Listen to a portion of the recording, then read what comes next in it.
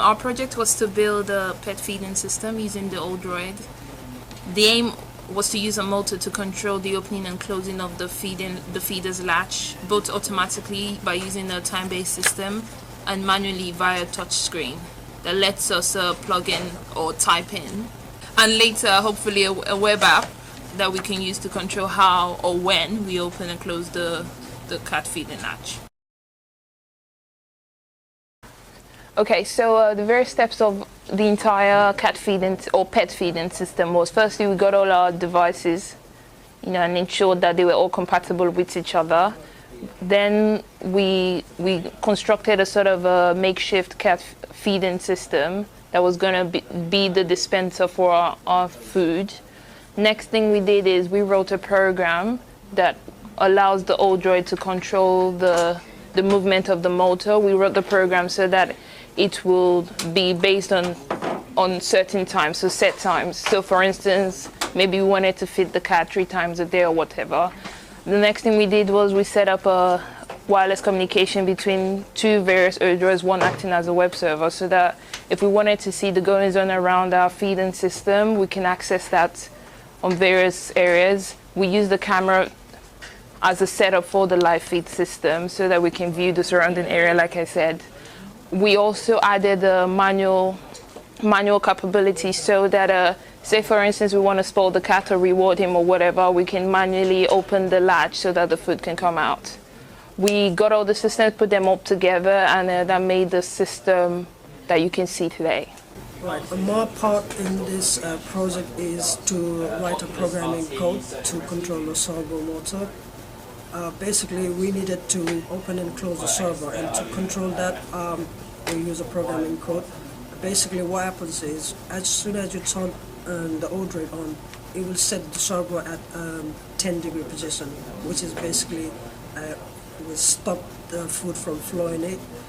And then at a set time, we set the time with the help of time.library and timealarm.s library.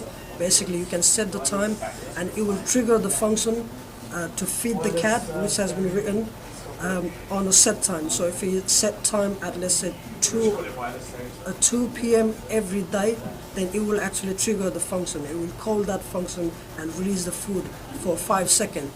And then it goes back to position, the reset position, which is basically a 10-degree. And after that, it will actually goes through from 180 to 0 degree and 0 to 180, because the reason for that programming code is sometimes food gets stuck, and then it kind of like clears it out and let the food flow through. And then after that, once it runs through from 0 to 180 degree, it will goes back to its reset position, which is basically to stop food from flowing, which is a 90 degree. And we also use a potentiometer to control the servo, because the reason for that is sometimes nice to have a manual way of controlling it. You just don't have to rely on automatic way. So you can, and it's also good because if you want to treat your cat more than the set times, like if you are feeding cats 2 times a day and you sometimes need to feed 1 more time as a treat, then you can literally use a potentiometer to release the food and just close it back. All pieces were put together and a makeshift container was used in the feeder. However, a quick demo of its working is as follows. A program has been written to control the opening and closing of cat feeding latch. For demonstration purposes, it has been set for every 5 seconds. So we're going to show you what it's working now.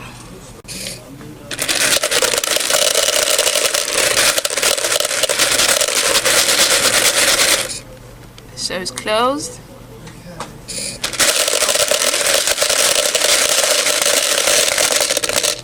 So it's closed.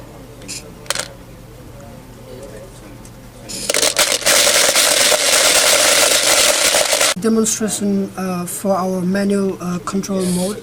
Basically, for the demonstration purpose, we have set it to 5 seconds, but in real life we will set this to like 4 hours interval.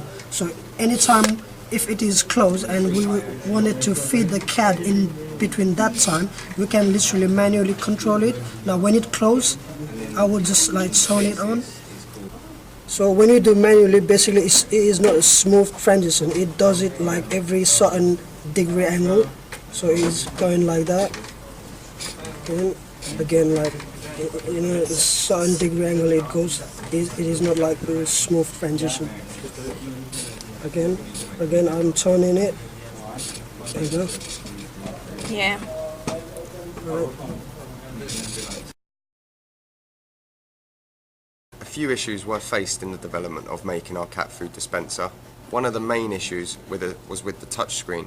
We originally planned to have a touchscreen that controlled the cat food and we could set intervals. However, due to the touchscreen being in a set resolution 800 by 600 and the Odroid only outputting in a 1080p display, we never managed to get the Odroid working with the touchscreen.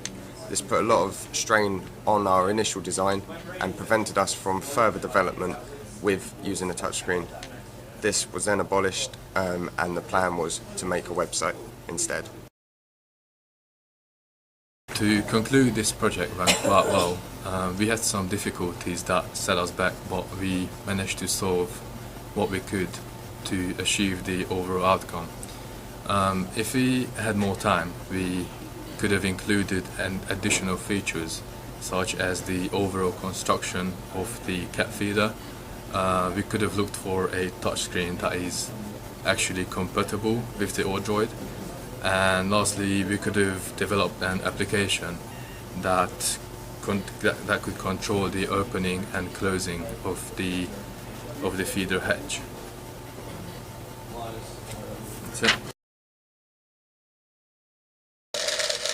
Okay, so we set up a wireless communication so that we can see what is happening around our cat feeder from other computers and from a web server. So now, if you can see, I can see the perimeter of the area of the feeder, so I know what cat is eating it and if he's eating for the set time, and if possible, add more meals or that can help me change the way I feed the cat if he's not eating at a certain time, for instance.